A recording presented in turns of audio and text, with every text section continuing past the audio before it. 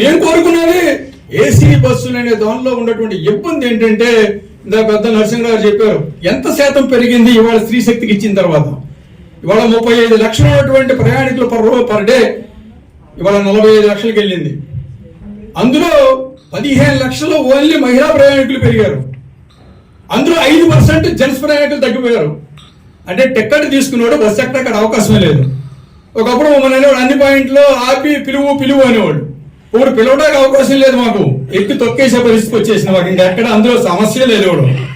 ఉదయం ఎక్కడి కండక్టర్ మంచినీళ్ళు తగ్గ కూడా కళ్ళటువంటి లేనటువంటి పరిస్థితులు ఇవాళ కండక్టర్ డ్రైవర్లు ఇబ్బంది పడేటువంటి పరిణామాలు ఇవాళ స్త్రీ శక్తి వచ్చిన తర్వాత పడినప్పుడు కూడా ఇవాళ బస్సులు దాదాపు ఇప్పుడున్నటువంటి బస్సుల కన్నా 15 లక్షలు పెరిగితే ఇంకా 300 బస్సులు తగ్గి ఇవాళ ప్రజలు రకరకాల ఇబ్బందులు, బస్సు ఎక్కడానికి ఎంత ఇబ్బంది పడుతున్నారో పేపర్లో టీవీలో మీరు చూస్తున్నాం, మేము ప్రత్యక్షంగా చూస్తున్నాం.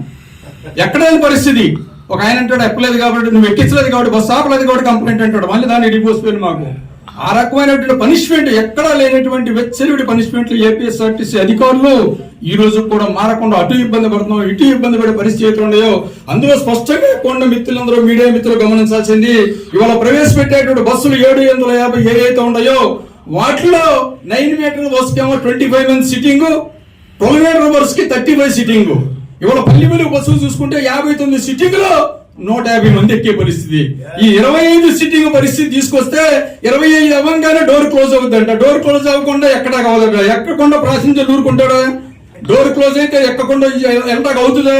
25 మందికి మనం నెల్లూరు వెళ్ళాను నేను. ఒకసారి ఎలక్ట్రికల్ బస్సు ఎక్కి చూద్దామని తిరుపతిలో ఉన్న బస్సు ఎక్కి చూస్తే వాడు అంటాడు, బస్సు ప్యాసింజర్లు వచ్చి ఎక్కుతామంటే రిజర్వేషన్ ఉందా అన్నాడు.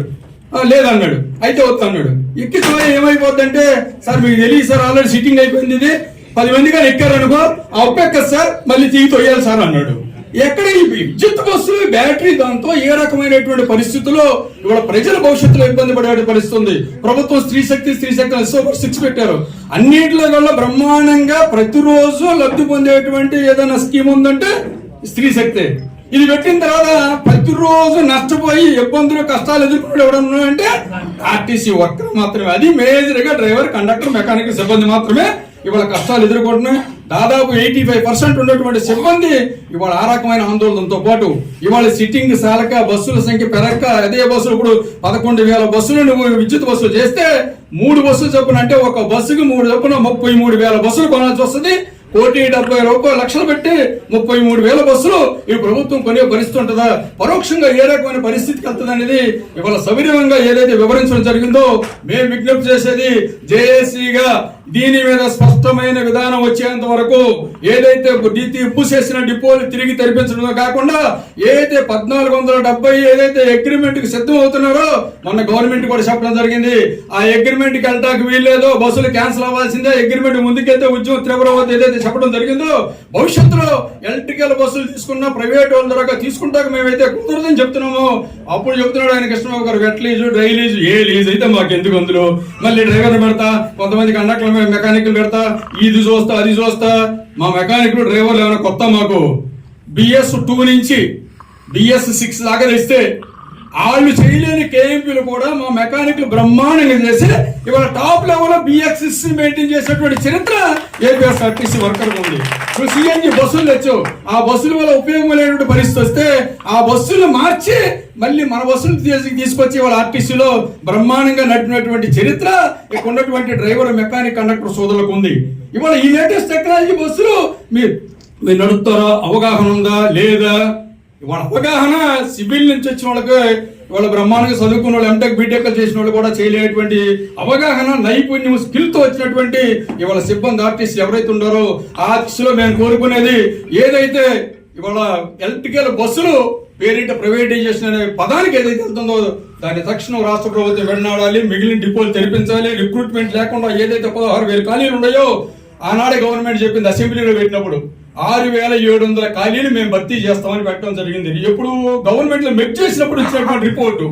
అప్పటి నుంచి ఇప్పుడు దాకా రిక్రూట్మెంట్ లేదు. దాదాపు ఇది ఒక 11,000, అదే ఒక 6,000, 16,000, 17,000 ఇవాళ ఏదైతే రిక్రూట్మెంట్ జరగక సిబ్బంది ఏదైతే లేరో ఆ సిబ్బంది కష్టం కూడా ఇవాళ ఇప్పుడున్న సిబ్బంది మోసేటువంటి పరిణామాలు అవుతున్నాయో ఈ విచిత్రమైన సిచ్యువేషన్ నుంచి ఇవాళ ఏపీఎస్ఆర్టీసీని కాపాడుకుంటాకి మేము ఉద్యమం చేయటం అనేది మా సంఘం ఇందులో పనిచేస్తున్నాం కాబట్టి మాకు ఈ సంస్థ ఉనికితో పాటు ప్రజలు మెరుగైన సదుపాయాలు అవసరం కాబట్టి మేము దిగుతున్నాం. మాతో పాటు మరి స్వతహాగా అయితే మేము పిలవాలి, మిగతా సంఘాలన్నింటినీ ఈ జేఏసీలో మరి వంతుల వారీగా విడతల వారీగా ఉద్యమ కార్యాచరణ వల్ల ఇంకా అంతవరకు రాకపోయినా మరి మొట్టమొదటిసారి మరి మీరే చొరవ తీసుకుని ఇవాళ బ్రహ్మాండంగా ఈ రౌండ్ టేబుల్ సమావేశం ద్వారా ఆర్టీసీ పరిరక్షణకి ఏం కావాలని ఇవాళ ట్రేడ్ యూనియన్ సంఘాలను పిలిచి ఈ సమావేశం ఏర్పాటు చేసినందుకు మరొక్కసారి సిఐటియు రాష్ట్ర నాయకత్వానికి, ముఖ్యంగా అధ్యక్షుడు నరసింహరావు గారికి మా అసోసియేషన్ తరఫున, మా సిబ్బంది తరఫున ప్రత్యేకమైన అభినందనలు, కృతజ్ఞతలు తెలియపరుచుకుంటూ హాజరైనటువంటి మిగతా సంఘాల నాయకులు ఆర్టీసీ పటిష్టానికి, పరిరక్షణకి మా వంతు సహకారం అందిస్తామని చెప్పినందుకు వారందరికీ కూడా పేరు పేరున మనస్ఫూర్తిగా హృదయపూర్వక అభినందనలు తెలియపరుస్తూ థ్యాంక్ యూ వెరీ మచ్.